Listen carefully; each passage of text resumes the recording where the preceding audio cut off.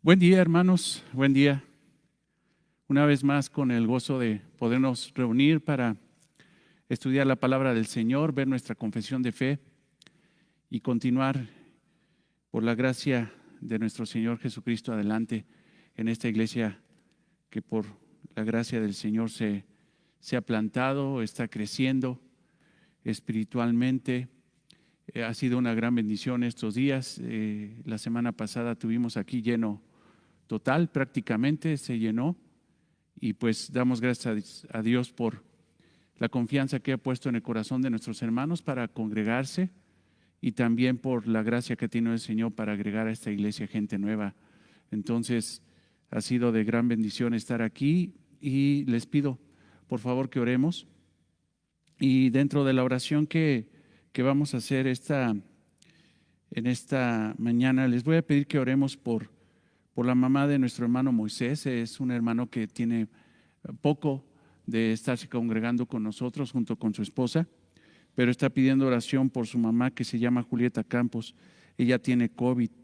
Me dice aquí que está con una oxigenación baja, 87%, entonces está pidiendo oración por ella. Entonces te pido que oremos y también oraremos de nuevo por esta necesidad en el momento de la adoración, en el momento de las 11 de nuestra reunión de adoración a las 11 de la mañana el día de hoy, junto con otras necesidades que tienen amados hermanos de la iglesia. Entonces, te pido que oremos y que pongamos en manos de Dios este estudio y en manos de Dios la vida de la mamá de nuestro hermano Moisés. Señor, te damos gracias en esta mañana hermosa porque nos permites disfrutar de grandes bendiciones, de grandes privilegios, Señor. Recordando, Señor, a través de tu palabra que todas ellas son inmerecidas, pero tú las das por el puro afecto de tu voluntad, porque hay bondad en tu corazón, extiendes gracia y misericordia para con nosotros, nos has salvado, nos has redimido. Y en esa salvación, Señor, en ese perfeccionamiento de nuestro corazón, nos disipulas a través de tu palabra. Gracias, Espíritu Santo, porque nos recuerda las enseñanzas de nuestro Señor Jesucristo. Gracias, Señor, por tu palabra, Señor, que manifiesta la realidad de lo que quieres, Señor, para con nosotros. Gracias, Señor, por la obra, Señor, que estás haciendo en esta iglesia. Gracias, Señor, porque nos has salvado. Pero gracias también, Señor, porque podemos llegar delante de ti a interceder y a pedir, Señor, por la vida de Julieta Campos, Señor. Te pedimos principalmente por su salvación, por vida eterna, Señor. Te pedimos, Señor, que tú extiendas gracia, misericordia, para poner convicción en ella, Señor, de su pecado e ir a Cristo, Señor, en arrepentimiento y fe, confesando, Señor, la virtud de Cristo y su gran necesidad de salvación, Señor. Oramos por Julieta Campos, Señor, pero también oramos por su salud, si tú lo quieres, si tú lo deseas, Señor. Que esta situación tan difícil, Señor, del COVID, Señor, en ella, Padre, no se entrone, sino tu gracia, tu misericordia, tu amor, Señor, prevalezca, Padre, y continúe, Señor, en la vida de ella. Señor, te pedimos, Padre, que le des salud para que con esa salud, Señor, vaya a ti y se arrepienta, Señor, de su pecado. Gracias te damos en el nombre de Cristo. Y también te doy gracias, Señor, por la vida de mis hermanos que ya están aquí. Gracias, Señor, por traerlos con bien. Gracias por la vida de mis hermanos que, Señor, que están en línea escuchando el mensaje, y sabemos, Señor, que si tú no lo permites, estaremos aquí reunidos, Señor, para adorarte a las 11 de la mañana. Y mientras tanto, Señor, te pedimos que abras nuestro entendimiento para entender tu palabra, tu bendita palabra, y poderla aplicar en nuestra propia vida, Señor. Que podamos estudiar esta confesión de fe, que a fin de cuentas, Señor, son los fundamentos del cristianismo, Señor, de la fe cristiana, para que podamos vivir, Señor, delante de ti conforme a lo que tú quieres, Señor. Porque esta casa, Señor, esta familia, Señor, no es nuestra, sino es tuya, tú la compraste con tu sangre, y por eso tenemos que aprender a vivir conforme a lo que tú quieres. Te alabamos, te bendecimos en esta mañana, en el nombre de Cristo, nuestro Señor y Salvador. Amén.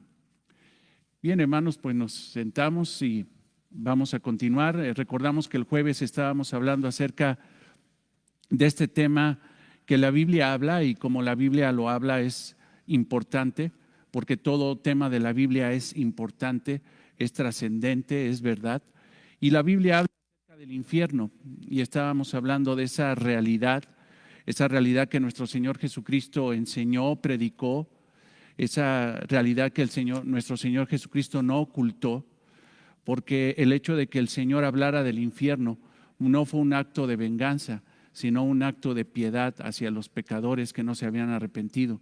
Una advertencia, una solemne advertencia del destino final de un pecador cuando no se arrepiente. Entonces, hermanos, hablar del infierno no es una cuestión despiadada. El Señor no lo hizo con esa intención. El Señor lo hizo como una advertencia. Nosotros creemos fielmente que la iglesia que oculta esa verdad, porque hay iglesias que dicen que no predican ni del pecado, ni del infierno, que porque, bueno, pues si ya los hermanos están luchando con el pecado y si los hermanos ya están viviendo un infierno en esta tierra, ¿para qué se les habla de esa realidad bíblica? Mas, sin embargo, esa actitud es totalmente antibíblica, es totalmente falta de amor, esa falta de advertencia yo lo considero así, hermanos, como creerse más buenos que Dios. Esos pastores que no predican la realidad del infierno se creen más buenos que Dios. El mismo Señor Jesucristo habló del infierno y eso, hermanos, es importante, y como es importante para nuestro Señor, debe de ser importante para nosotros. Entonces, hablábamos de realidades del infierno. Y en el punto donde creo que nos quedamos el jueves pasado fue que el infierno implica expulsión. Los impíos no solo son castigados en el infierno, porque hablábamos de que en el infierno van a ser castigados, sino que también implica expulsión, separación de la presencia, de la bondad, de la gracia y misericordia de Dios. Entonces los impíos no solo son castigados, sufren destrucción. En ese lugar sufren destrucción eterna si Dios no hace una obra salvífica antes para que no lleguen a ese lugar. Son expulsados de las bendiciones del reino de Dios y se les niega el acceso a la gloria de la tierra nueva que nuestro Señor Jesucristo, Dios, va a renovar para poner ahí una nueva creación en santidad, redimida por su sangre, redimida por su gracia. Ahí pondrá Dios a los justos y esos injustos no llegarán a la tierra nueva, no llegarán al cielo, no llegarán a la tierra nueva, van a ser expulsados, van a ser excluidos de las bendiciones del reino de Dios. Dios como Rey los ha apartado de la esperanza de estar en su presencia. Te pido que vayas a Apocalipsis 22:14.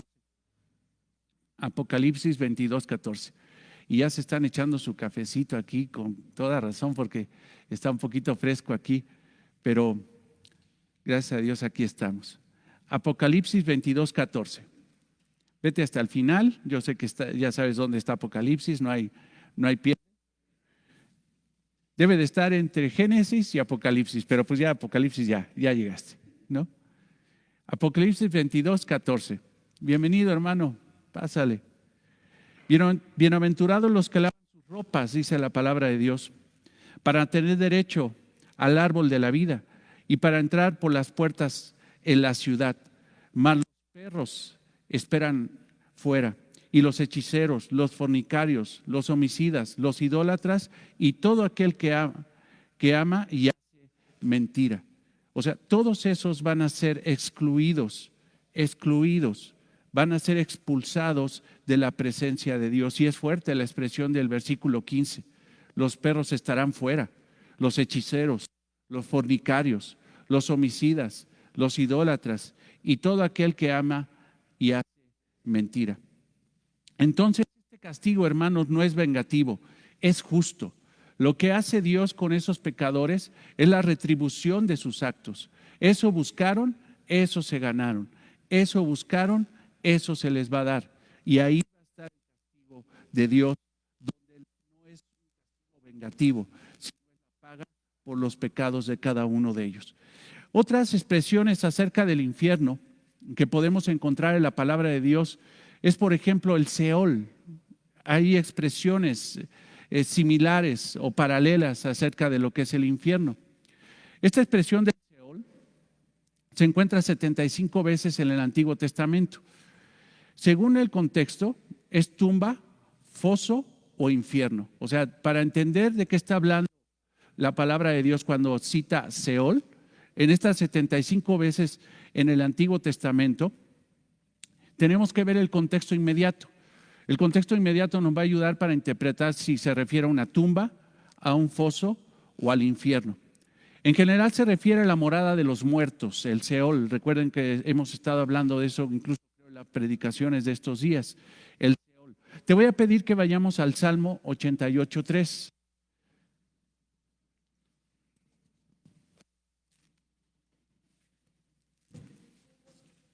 Creo que se está cortando. A ver, espérense tantito. No, espérame. Mira, vamos a cambiarle las pilas.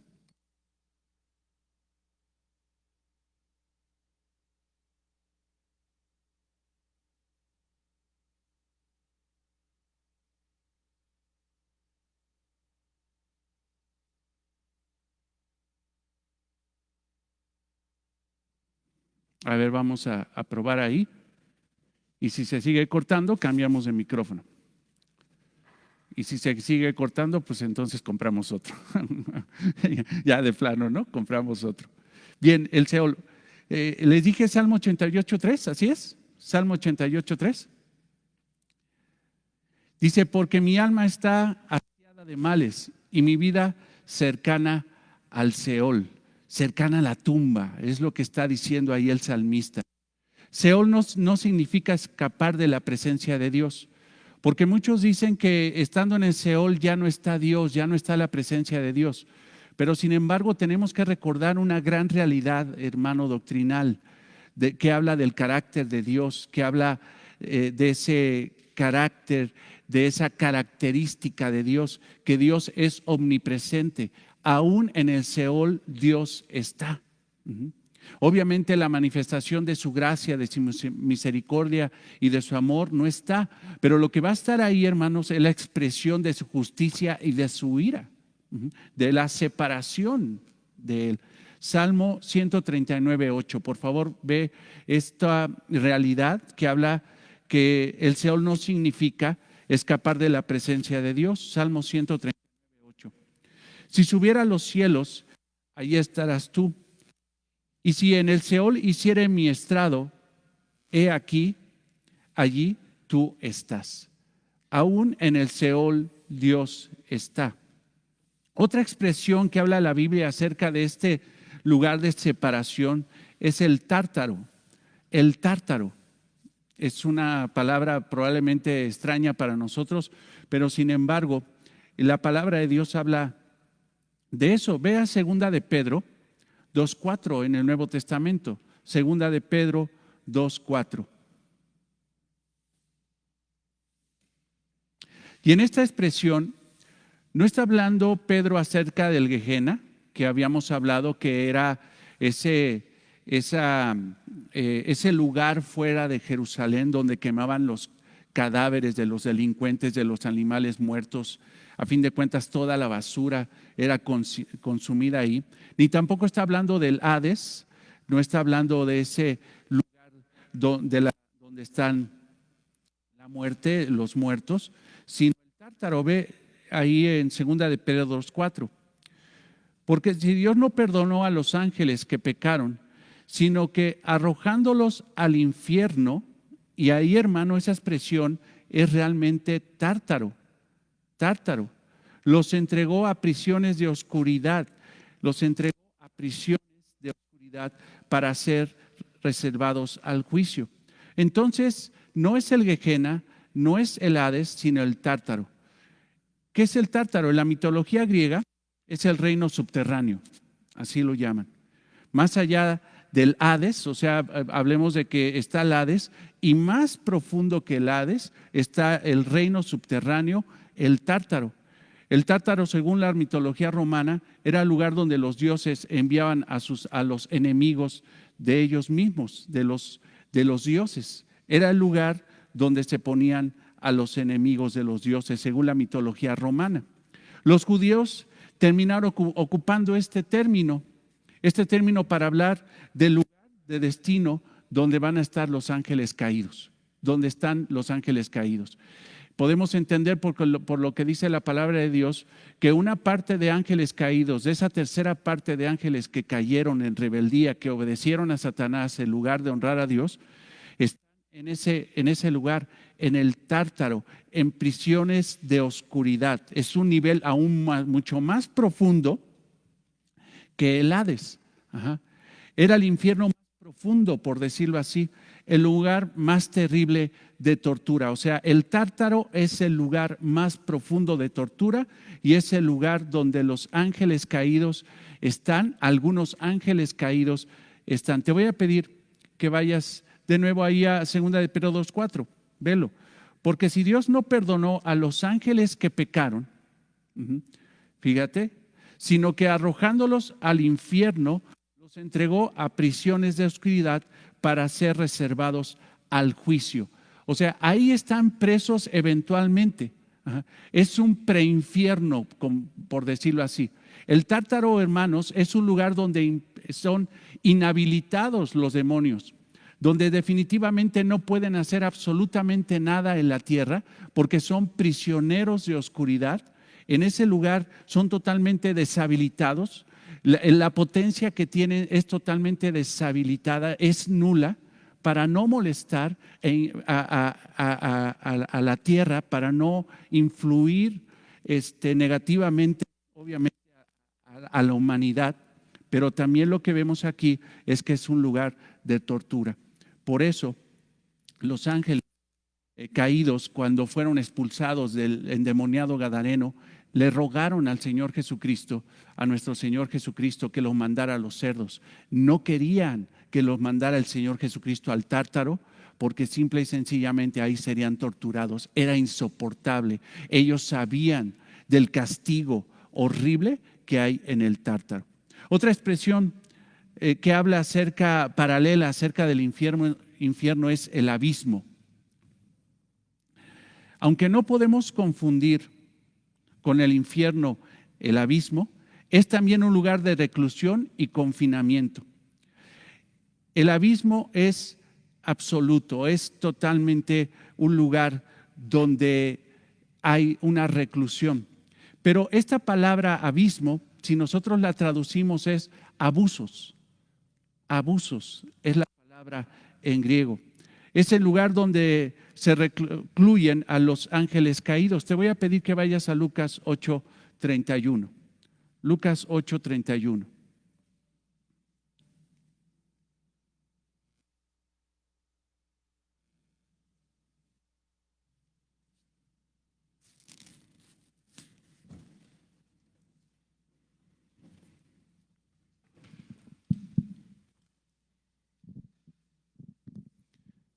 A ver, y ahí ya cambié micrófono.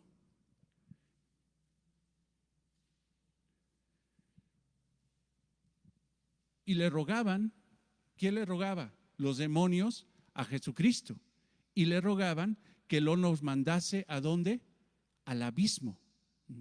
El abismo es la sede absoluta, es el cese, mejor dicho, el cese absoluto de la actividad demoníaca en la tierra.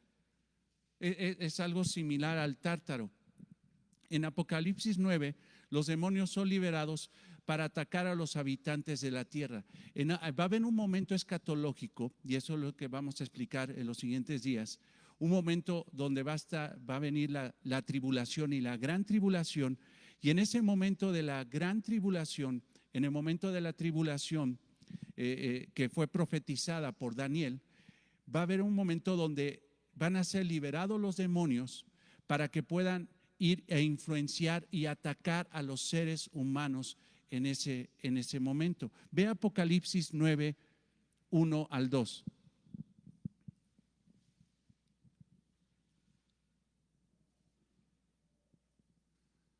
Apocalipsis 9, 1 al 2. Y aquí están las trompetas de juicio, del juicio de Dios, de la ira de Dios. Y el quinto ángel tocó la trompeta y vi una estrella que cayó del cielo a la tierra y se le dio la llave del pozo del abismo. Escucha esto, se abrió, hubo autoridad de Dios para abrir el pozo del abismo y abrió el pozo del abismo y subió humo del pozo como humo de un gran horno y se oscureció el sol y el aire por el humo del pozo. Entonces ahí, hermanos, por la expresión que vemos, va a haber un momento donde esos ángeles caídos van a ser desatados para fastidiar a la humanidad. Y eso va a ser horrible, hermanos. Creemos que nosotros como iglesia ya no vamos a estar ahí. No vamos a estar ahí en el momento de la tribulación y la gran tribulación. Previamente el Señor nos va a raptar. Mientras estén en el abismo no pueden atacar a los habitantes de la tierra. Ve, por ejemplo, ve Apocalipsis 23.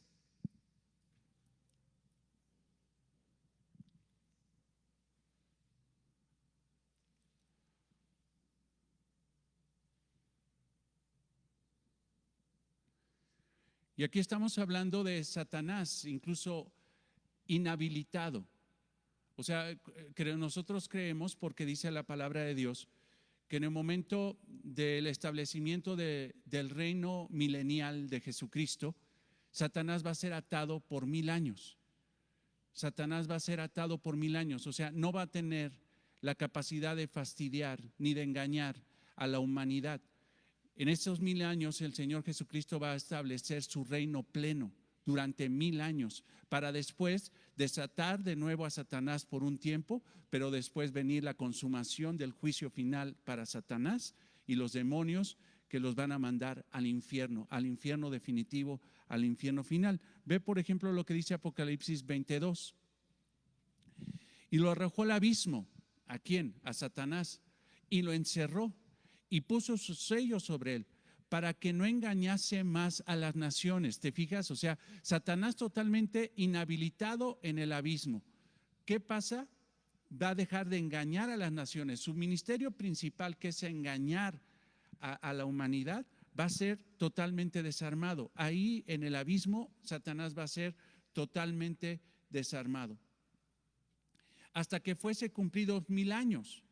Y después de esto debe de ser desatado por un poco de tiempo. O sea, después de eso el Señor en su voluntad va a desatar a Satanás por un tiempo. ¿Para qué? Para que venga su juicio final. Este juicio final va a ser en un nuevo abismo, en un foso en el que Satanás será echado tras la segunda venida de nuestro Señor Jesucristo. Será echado, encadenado por siempre y para siempre, totalmente inhabilitado. Totalmente inhabilitado. El abismo tiene entonces el poder de Dios para retener a Satanás, para retener a los demonios. Será inhabilitado, como les decía, por 100 años. Va a dejar de engañar y la manifestación de la gloria de Dios a través de su juicio, a través de su ira, va a caer en Satanás. Apocalipsis 20:10.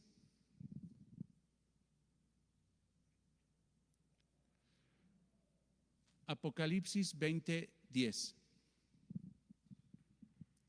Y el diablo que los engañaba fue lanzado en el lago de fuego y azufre, donde estaba la bestia y el falso profeta, y serán atormentados día y noche por los siglos de los siglos. O sea, ahí en el lago de fuego, escucha una cosa, lago de fuego se refiere ya al infierno final, a donde van a llegar Satanás. Fíjate lo que dice ahí, el lago de fuego, dice, y el diablo que los engañaba fue lanzado en el lago de fuego y azufre, donde está la bestia. ¿Quién es la bestia? El anticristo, el falso profeta, el que profetizó falsedades acerca de la palabra de Dios, y serán atormentados día y noche por los siglos de los siglos. Ve más adelante al versículo 13. Y el mar entregó los muertos que había en él, y los muertos, y el Hades entregó los muertos que habían en ellos. O sea, está diciendo que todos esos muertos que murieron sin Cristo fueron juzgados cada uno según sus obras. Ahí va a ser el lugar de destino. Me prestaron un librito muy bueno que leí. Abigail, nuestra hermana Abigail, me lo mandó. Es de Edwin W. Lutzer, que habla acerca del primer minuto después de morir. Yo creo que lo vamos a tener aquí en la mesa de los libros para que lo puedas comprar y leer. Edwin W. Lutzer dice esto, que el infierno es un lugar de fácil acceso. Lo único que necesitas hacer es negar a Cristo. El infierno es un lugar fácil. El infierno se va a llenar, hermano, y fácilmente.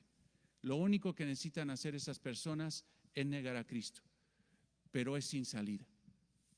No hay salida, no hay forma de salir. Déjame decirte una cosa, por lo que dice la palabra de Dios, una vez que el Señor ha mandado al infierno a alguien, una vez que una persona murió sin Cristo, ya no hay salida, ya no hay intercesión. Ya no hay que rezar rosarios para sacarlos del purgatorio, ya no hay eso, porque la palabra de Dios no enseña eso. Esos son especulaciones de religiones falsas. La palabra de Dios dice que cuando una persona muere sin Cristo, irremediablemente va a un lugar sin salida de tormento eterno, que es el infierno. Por eso, hermanos, como les decía el jueves, es sumamente importante que nosotros prediquemos acerca de eso. Yo sé, hermanos, que no vamos a estarles diciendo a todo mundo que te vas a ir al infierno así de buenas a primeras, ¿no? No, pero si después de predicar el evangelio a una persona y se pone terca y después de con compasión, con gracia y misericordia, lo invitas a arrepentirse de sus pecados, le presentas el evangelio con exactitud y todavía llega a ser duro, se mofa de eso. Yo sé que la palabra de Dios dice, hermanos, que no le demos las perlas a los cerdos. Cuando una persona realmente se pone sumamente grosera en contra de Cristo, en contra del evangelio, lo que nos dice el Señor Jesucristo es que dejemos de predicar el evangelio y que tengamos una posición mejor de orar por ella en lugar de estarle hablando del evangelio. Pero creo que el último recurso antes de dejarle de hablar del evangelio a esas personas que niegan el evangelio es advertirles del juicio final, advertirles del infierno. Hermanos, y te lo vuelvo a decir, porque nuestro Señor Jesucristo no habló del infierno como un acto de venganza, sino como un acto de misericordia, un acto de misericordia. Bien, entonces, así como la Biblia habla, hermanos, del infierno, la Biblia también habla del cielo. La Biblia habla también del cielo. Vamos a profundizar un poquito en esto. El término cielo se usa aproximadamente 600 veces en toda la Biblia. O sea, hermano, si el infierno es citado 12 veces y sus derivaciones un tanto más, el término cielo es citado en la Biblia 600 veces. El término hebreo para cielo es el shamayim, shamayim, que significa literalmente las alturas. O sea, cielo es las alturas. Cuando tú lo ves en el Antiguo Testamento, está hablando de las alturas. En el griego es un término distinto, es oranos, el oranos. Ese es el término en griego y también se refiere a algo elevado o alto. ¿Recuerdas el Padre Nuestro? ¿Cómo inicia el Padre Nuestro, hermano? Padre Nuestro que estás, ¿qué? En los cielos. ¿Qué implica eso? Que estás en qué? En las alturas, en el oranos. Estás en las alturas. ¿Qué quiere decir eso? Que Él es el Altísimo, que Él es la autoridad por encima de todas las cosas. Él está por encima de absolutamente todo. Él es el Altísimo, Él está en los cielos, Él está en lo alto. Te pido que vayas a 2 Corintios 12:2. 2 Corintios 12:2.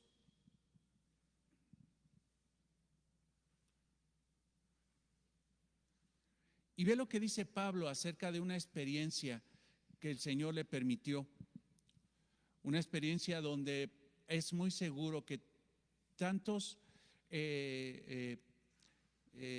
misterios que no fueron revelados, mejor dicho, de la palabra de Dios, en ese momento Pablo, por parte de nuestro Señor Jesucristo, los pudo entender. Y dice que tuvo esta experiencia espiritual. Ve esto: conozco a un hombre en Cristo, y está hablando en tercera persona, pero sabemos que era Pablo. Conozco a un hombre en Cristo que hace 14 años, si en el cuerpo no lo sé, si fuera del cuerpo no lo sé, Dios lo sabe, fue arrebatado, fue llevado, fue raptado hasta el tercer cielo. ¿A qué se refiere esto? Pablo de alguna forma nos está dejando ver que la Biblia habla de 3 niveles del cielo. 3 niveles del cielo: el primer cielo, el segundo cielo, el tercer cielo. Pablo dice que fue llevado hasta el tercer cielo. Eso es impresionante. Ahora, ¿cuál es el primer cielo? Si lo quieres apuntar, es el cielo atmosférico. El primer cielo es la bóveda celeste. Es la troposfera, como le llaman los científicos. Es la región donde un humano todavía respira. Estaba viendo que son más o menos como 10,000 metros de altura. Yo no sé si a 10,000 metros de altura dicen que se puede respirar, pero dicen que con mucha dificultad podría un humano respirar. Son 10,000 metros de altitud, en donde se efectúan los eventos meteorológicos y climáticos. O sea, por ejemplo, todos los huracanes que pasaron ahorita por allá, por Mérida, por Quintana Roo, por Yucatán y toda esa región, esos eventos meteorológicos y climáticos se efectuaron en el primer cielo, en el cielo atmosférico. Ve, por ejemplo, a Génesis 7:11. Génesis 7:11. Estamos hablando del primer cielo, donde están las nubes, donde está la lluvia, donde está esa atmósfera terrestre. Génesis 7:11. El año 600 de la vida de Noé, Génesis 7:11. El año 600 de la vida de Noé, en el mes segundo, a los 17 días del mes, aunque aquel día fueron rotas todas las fuentes de grandes abismos y las cataratas de los cielos fueron abiertas, y hubo lluvia sobre la tierra 40 días y 40 noches. ¿Eso dónde se provocó? En el cielo, en el primer cielo, en el cielo atmosférico, donde están las nubes. Y este fue el juicio de Dios en contra de la humanidad cuando Noé subió al arca. Te pido que vayas también al Salmo 147:8. Salmo 147:8.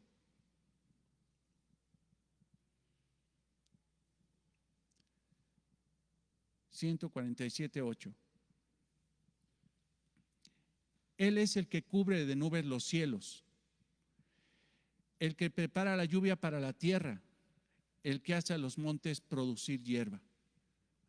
Entonces, ese es el primer cielo, donde Dios creó las nubes, donde Dios creó la lluvia.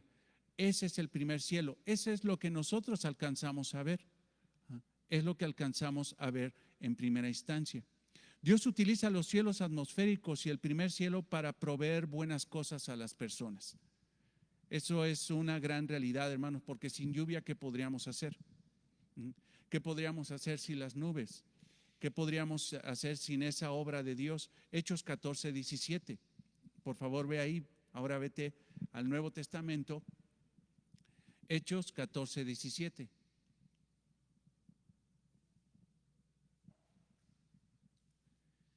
Hechos 14:17. Y si bien no se dejó a sí mismo sin testimonio, haciendo bien, dándonos lluvia del cielo y tiempos fructíferos, llenando de sustento y de alegría nuestros corazones. Entonces, hermanos, es el cielo atmosférico creado por Dios, ese primer cielo, nos da alegría a nuestros corazones porque es providencial para que nosotros podamos tener sustento, para que nosotros podamos tener cosecha. Sabemos que un agricultor, hermanos, si no tiene lluvia en el momento, esa cosecha no se va a dar. Simple y sencillamente esa semilla no va a germinar y a crecer. Pero también en Mateo 5:45 habla de la bondad de Dios en ese cielo atmosférico. Ve por favor a Mateo 5:45.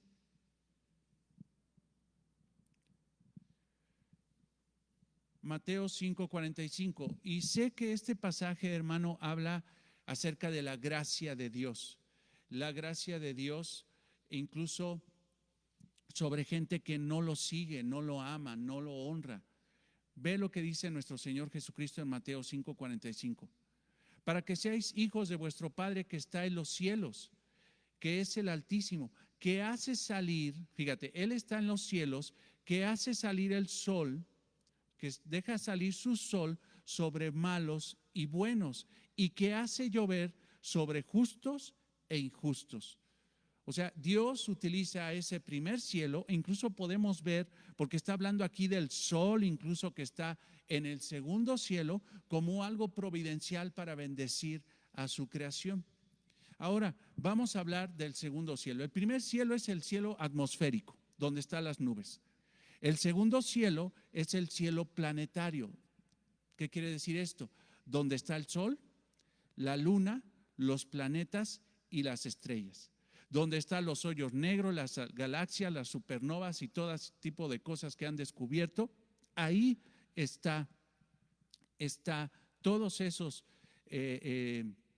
cuerpos celestes están en el segundo cielo, en el cielo planetario. Te voy a pedir que vayas a Génesis 1:14. Génesis 1:14.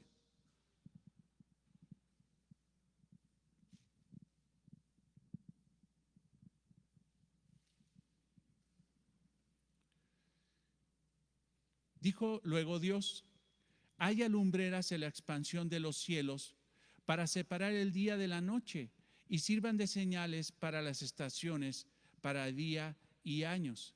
Y sean las lumbreras en la expansión de los cielos para alumbrar sobre la tierra. Y así fue. E hizo Dios las dos grandes lumbreras, el sol y la luna. La lumbrera mayor, que es el sol, para que señoree en el día, y la lumbrera menor, que es la luna, para que señoree en la noche. Hizo también las estrellas. ¿Dónde hizo todo eso Dios? ¿En el primer cielo? No, eso lo hizo en el segundo cielo. Así es, amada hermana, así es. Y los puso Dios en la expansión de los cielos. ¿Qué cielo es? En el segundo cielo, para alumbrar sobre la tierra.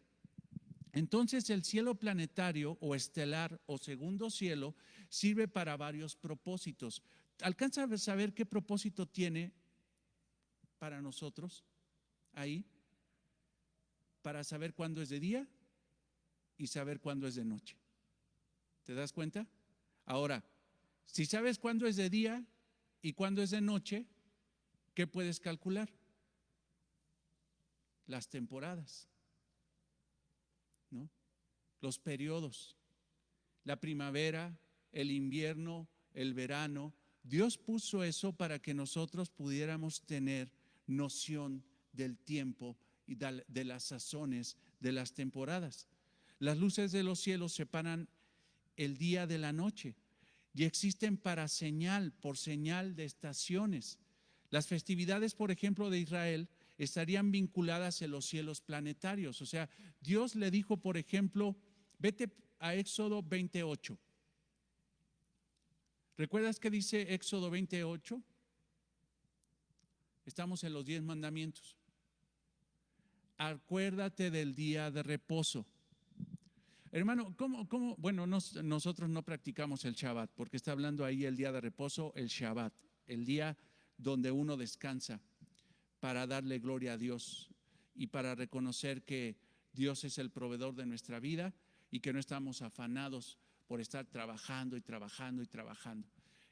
Dicho sea de paso, hermanos, si era algo que estaba estudiando, cuando una persona no respeta el día de reposo, o sea, no descansa, y no me refiero de nuevo al Shabbat, sino que no entiende que hay que descansar, que hay que alejarse de la actividad del trabajo para descansar a un día,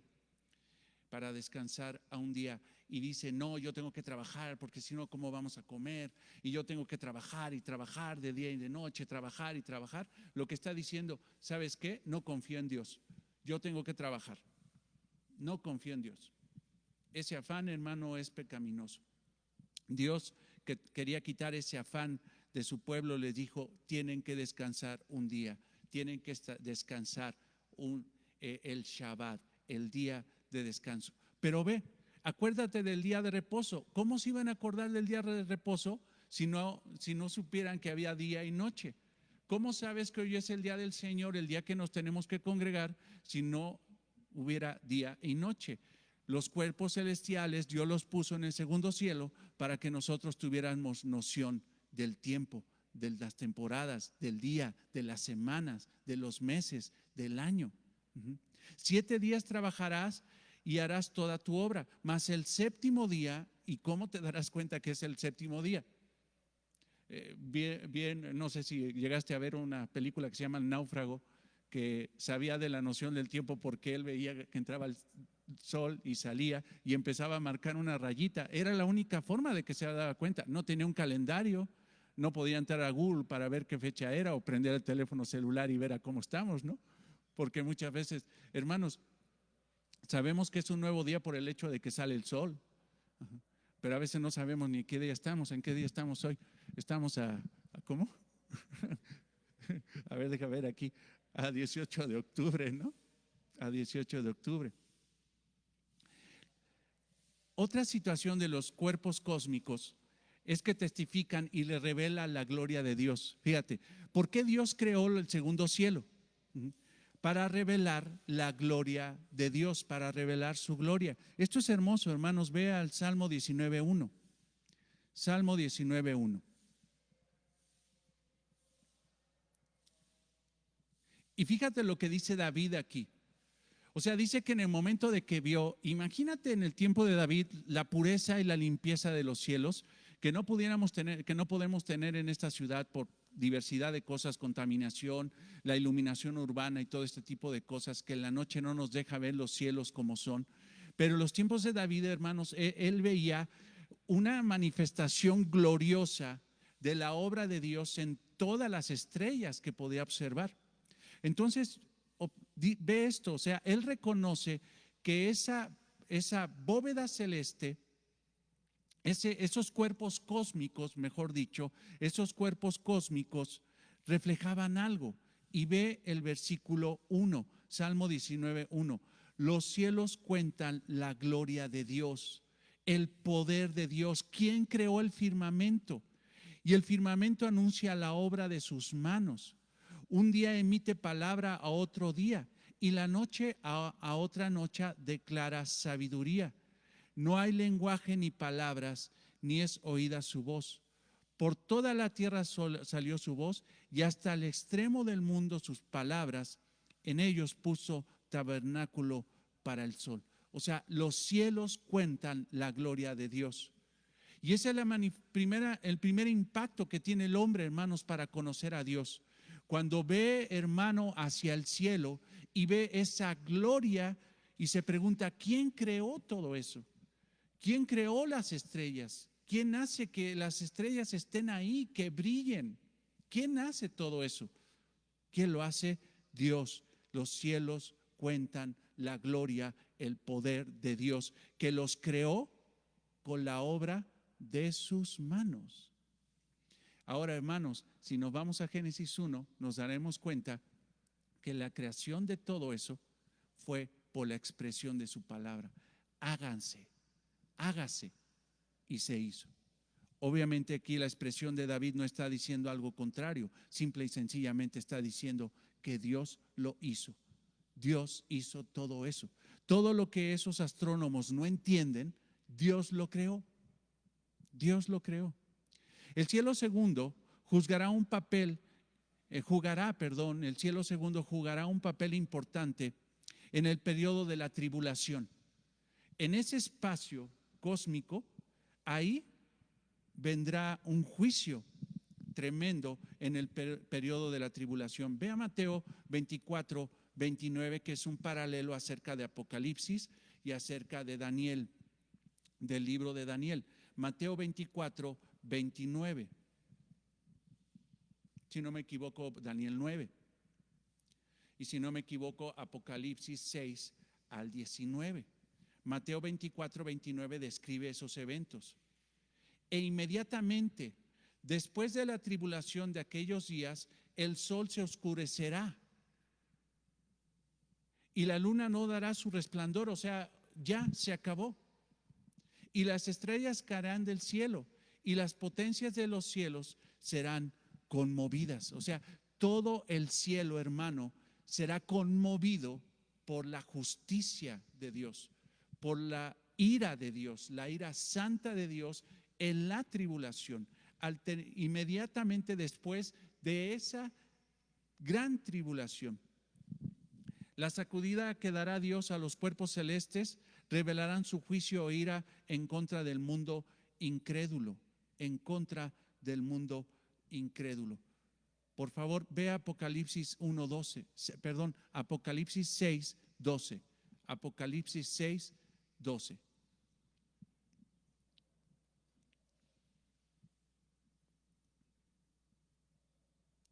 Y algo que quiero decirte es que cuando tú lees Apocalipsis del 6 al 19, que es el tiempo del juicio de Dios, en ninguna parte se cita a la iglesia. En Apocalipsis 1 hasta el 6 se cita a la iglesia constantemente, a la iglesia de Cristo. Pero cuando viene la tribulación y la gran tribulación, o sea, el juicio de Dios en contra de la humanidad, nunca se cita a la iglesia. Eso es un factor importante para considerar que la iglesia de Cristo no va a estar en la tribulación y en la gran tribulación. Hay posiciones doctrinales escatológicas que dicen que sí, la iglesia de Cristo va a estar en la tribulación y en la gran tribulación. Otros dicen que nada más va a estar en el primer periodo en la tribulación. La realidad, hermanos, es que si nosotros hacemos una interpretación correcta de la palabra de Dios, nos daremos cuenta por ese principio, por ejemplo, que te digo, que no es citada la iglesia en ese periodo, creemos entonces que la iglesia no va a estar en ese periodo. Y hermanos, gloria a Dios, porque nada nos separará del amor de Dios, o sea, no vamos a estar ahí. No vamos a estar ahí, pero vamos a tomar ese tema que es bastante interesante. Yo espero en el Señor, ahora sí, el próximo jueves. Fíjate, en el versículo 12 te decía Apocalipsis 6:12. Mire cuando abrió el sexto sello, y aquí hubo un gran terremoto, y el sol se puso negro como tela de silicio, y la luna se volvió toda como sangre, y las estrellas del cielo cayeron sobre la tierra, y como la higuera dejó caer sus higos, cuando se sacudía por el fuerte viento, y el cielo se desvaneció como un pergamino que se enrollaba, y todo monte y toda isla se removió de su lugar, y los reyes de la tierra, y los grandes, los ricos, los capitanes, los poderosos, y todo siervo y todo libre, se escondieron en las cuevas y entre las peñas de los montes, y decían a los montes y a las peñas: caed sobre nosotros y escondernos del rostro de aquel que está sentado en el trono y de la ira del Cordero. Ve, escóndenos, o sea, preferimos que nos caiga encima un monte y que nos esconda de la ira. Preferían morir lapidados, porque el gran día de su ira ha llegado, y ¿quién podrá sostenerse en pie? Entonces, aún Dios ocupará ese segundo cielo para emitir su juicio. Ahora, ¿qué es el tercer cielo? Vamos ahí. El tercer cielo es la morada de Dios, de los ángeles santos y de los santos fallecidos, de todas esas personas que murieron en el Antiguo Testamento, que fueron justos, que el justo por la fe vivirá, que creyeron en Dios, y todos aquellos que creyeron en Cristo, en el Nuevo Testamento, podríamos decir. Entonces, hermanos, el tercer cielo es la morada de Dios, de los ángeles santos y de los santos fallecidos. Es el lugar donde Pablo dijo que fue llevado por Dios. Si regresamos ahí a 2 Corintios 12:2, nos daremos cuenta de lo que dice Pablo. Dice él, conozco a un hombre, refiriéndose a él, que fue llevado al tercer cielo. No fue llevado al primer cielo, donde están las nubes. No fue llevado al segundo cielo, donde están las estrellas, el sol y la luna, las constelaciones, las galaxias. No, él dice que fue llevado a la casa de Dios, al lugar donde Dios reside. Ve, 2 Corintios 12:2. Conozco a un hombre en Cristo que hace 14 años, si en el cuerpo no lo sé, si fuera del cuerpo no lo sé, Dios lo sabe, fue arrebatado hasta el tercer cielo. Y conozco a tal hombre, si en el cuerpo o fuera del cuerpo no lo sé, Dios lo sabe, que fue arrebatado al paraíso. Fíjate, otra expresión, tercer cielo, paraíso es sinónimo, donde oyó palabras inefables que no le es dado al hombre expresar. O sea, misterios de la palabra, misterios de Dios. Dios se lo reveló a él. Entonces Pablo dice que fue llevado al tercer cielo. Ahora, decir que Dios habita en el tercer cielo no significa, escuchen esto, no significa que Dios esté contenido solamente allí. ¿Por qué? Del carácter de Dios, de las características de Dios. ¿Dios solamente reside en un solo lugar? No. Dios es ¿qué?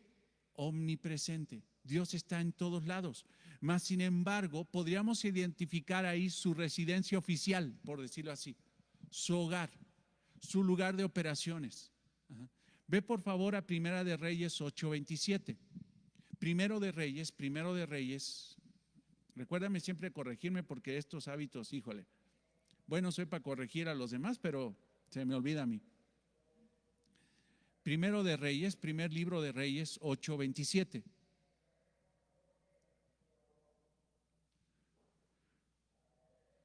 Y ve lo que dice aquí el rey David. Pero ¿es verdad que Dios mora sobre la tierra? He aquí que los cielos de los cielos no te pueden contener, cuanto menos esta casa que yo he edificado. Entonces, fíjate, o sea, reconoce David que ni siquiera los cielos pueden contener a Dios porque Dios es omnipresente. Aún dice, es totalmente absurdo que yo diga que tú puedas vivir en esta casa que yo te he edificado. O sea, no puede ser. Dios es omnipresente y su presencia se extiende en toda la esfera. En el primer cielo, en la tierra, en lo que hay debajo de la tierra, en el primer cielo, en el segundo cielo, en el tercer cielo, Dios está por encima de todo. Dios está, como decía un teólogo, en cada milímetro del universo. Y cada milímetro del universo, Dios lo exige como suyo. En cada esfera, su presencia está. Sin embargo, el tercer cielo es el hogar de Dios de manera exclusiva. Así lo dice el comentario de Teología Sistemática de John MacArthur en este tema del cielo. Es el lugar de operaciones de Dios, de su reino universal, desde donde gobierna a todo lo que hay en el universo. Te pido que vayas al Salmo 103:19. Salmo 103:19.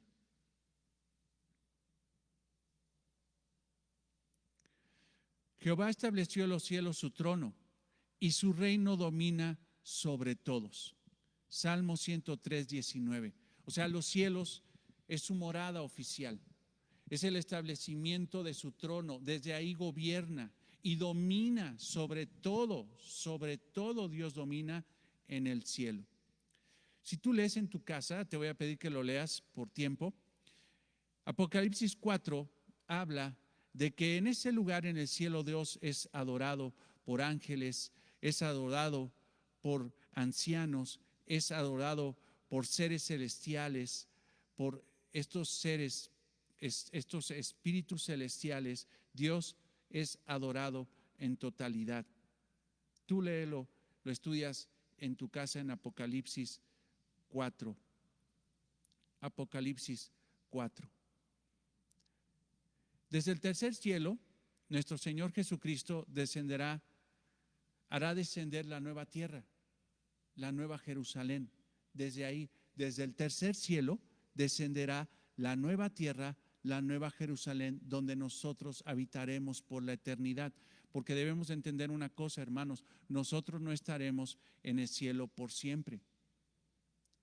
Nosotros descenderemos a la tierra de nuevo, a una nueva sociedad, integrados en una sociedad santa que Cristo redimió con su sangre. Apocalipsis 21:10, por favor, ve ahí. Apocalipsis 21:10. Apocalipsis 21:10. Y me llevó en el espíritu un monte grande y alto, y me mostró la gran ciudad santa de Jerusalén, que descendía del cielo de Dios. Fíjate, ¿de dónde va a descender la nueva Jerusalén, la nueva tierra? Va a descender del cielo de Dios. Si vas a Apocalipsis 3:12, Apocalipsis 3:12, vemos de nuevo esa expresión. Al que venciere, Apocalipsis 3:12, al que venciere, yo le haré columna en el templo de mi Dios, y nunca más saldrá de allí. Y escribiré sobre él el nombre de mi Dios y el nombre de la ciudad de mi Dios, la nueva Jerusalén, la cual desciende del cielo de mi Dios, y mi nombre nuevo. Entonces, de ahí del cielo descenderá la nueva Jerusalén, donde nosotros estaremos habitando por siempre y para siempre. En cuanto a sus habitantes, Dios Padre es el centro del tercer cielo.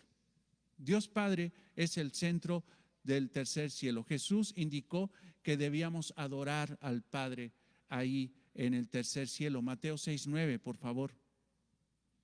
Mateo 6:9.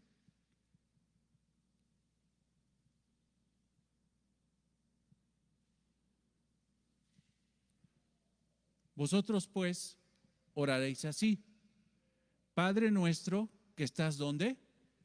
En los cielos, santificado, reconocido, alabado sea tu nombre, tu carácter, tu ser, tus características perfectas, tu gloria. Aún Señor Jesucristo está diciendo que cuando oremos al cielo, oremos al Padre. Padre nuestro que estás en los cielos, santificado sea tu nombre. Enseñó a orar a sus discípulos para que la voluntad soberana de Dios se haga en la tierra como ocurre en el cielo. Dios es el que controla soberanamente y tiene en una santidad absoluta el cielo. Y nosotros tenemos que orar para que venga ese reino a la tierra. ¿Cuándo va a ser eso? ¿Ahorita? No, cuando descienda la nueva Jerusalén, cuando el Rey regrese, cuando nuestro Señor Jesucristo reine. Mateo 6:10, adelantito, ve lo que dice ahí: venga tu reino, hágase tu voluntad como en el cielo, así también en la tierra. Qué importante, hermanos, que yo te quisiera preguntar, porque es algo que yo me cuestionaba en la mañana. En el momento de orar me paré tempranito y lo primero que hice fue darme un baño para quitarme la pesadumbre ¿no? 5 de la mañana ya empieza uno, pero oraba y le decía: Señor, te pido que mis hermanos no olviden que lo principal que tienen que pedir en su oración no es por dinero, no es por trabajo, no es por salud, sino porque venga tu reino. Venga tu reino, hágase tu voluntad como en el cielo, así también en la tierra. Si te fijas, Padre nuestro que estás en los cielos, santificado sea tu nombre. Adorar a Dios, reconocer a Dios, reconocer que Él es el Altísimo, que está en el lugar más alto, que está en las alturas, y después venga tu reino y hágase tu voluntad. que se establezca la justicia del cielo aquí en la tierra. Salmo 2:4, y estamos cerca de terminar. Salmo 2:4, te lo leo. El que mora en los cielos se reirá. El Señor se burla de ellos. O sea, desde ahí emite juicio en contra de todos aquellos que rebeldes que hay en las naciones, que no se postraron, que no lo obedecieron. Dios desde los cielos se ríe. O sea, ¿cómo es posible? O sea, esto no me hace absolutamente nada. Incluso me burlo de ellos. Desde el cielo el Señor emitirá su juicio. Nuestro Señor Jesucristo también está en los cielos. Cuando ascendió el Señor Jesucristo a su coronación, recuerdas que 2 ángeles se expresaron acerca de esa realidad de que Jesucristo está en el cielo. Hechos 1:11, por ejemplo, vete ahí. Nuestro Señor Jesucristo está en el tercer cielo, ahí está. Si alguien cree que nuestro Señor Jesucristo está sentado en una nube, no es así. Si cree que nuestro Señor Jesucristo está en la luna o en Marte, no es así. Nuestro Señor Jesucristo está en el tercer cielo. Hechos 1:11. Los cuales también les dijeron: varones galileos, ¿por qué estáis mirando al cielo? O sea, ¿por qué estás mirando al cielo? ¿Tú crees que esté todavía ahí entre las nubes? No, el Señor ha ascendido a un lugar mucho más alto, a las alturas, al lugar cúspide. ¿A qué ascendió? Este mismo Jesús que ha sido tomado de vosotros al cielo, así vendrá como lo habéis visto ir al cielo. O sea, Él fue al trono, a la diestra de Dios. Ahí está nuestro Señor Jesucristo. Nuestro Señor Jesucristo está en el tercer cielo. Hechos 7:56, te lo leo por el tiempo. Hechos 7:56 dice: y dijo: he aquí, veo los cielos abiertos y al Hijo del Hombre que está sentado a la diestra de Dios. Eso lo vio Esteban cuando fue apedreado. Vio al Hijo de Dios, al Hijo del Hombre sentado a la diestra de Dios. ¿Dónde está? En el tercer cielo. La presencia de Jesús en el cielo está vinculada al Salmo 110, 1, 2. Y si gustas, mira, lo dejamos ahí por tiempo, porque sí tengo otros versículos que quisiera leerte y vamos a continuar el próximo jueves. Pero mira, hermanos, ¿por qué hablamos del cielo? Y quiero terminar con eso. Porque, hermanos, ese es nuestro destino, no es aquí. Y yo creo que es bien necesario que tú recuerdes y que tengas esperanza de que nuestro lugar no es aquí. Nuestro lugar es un lugar muy distinto, hermanos. Un lugar de paz, un lugar de quietud, donde no habrá lloro, donde no habrá sufrimiento, donde todo el dolor provocado por el pecado se acabará. Así como hay que predicar, hermanos, del infierno para advertir a aquellos que no se arrepienten, que su destino final, si no hay arrepentimiento, va a ser horrible. También se tiene que predicar a los cristianos de que tenemos la esperanza de la vida eterna, que nosotros vamos a estar ahí. Y eso nos anima, hermanos, porque cuando sabemos que viene algo mucho mejor, nos proyectamos hacia allá. Pero tristemente a veces los cristianos se clavan mucho en su presente, en lugar de ver su futuro en el Señor. Nuestro destino es celestial, hermano, y eso está garantizado, y no por nosotros, sino por la obra de nuestro Señor Jesucristo en nosotros. Nosotros, hermanos, vamos a estar en plenitud, en gozo, en felicidad, en bienaventuranza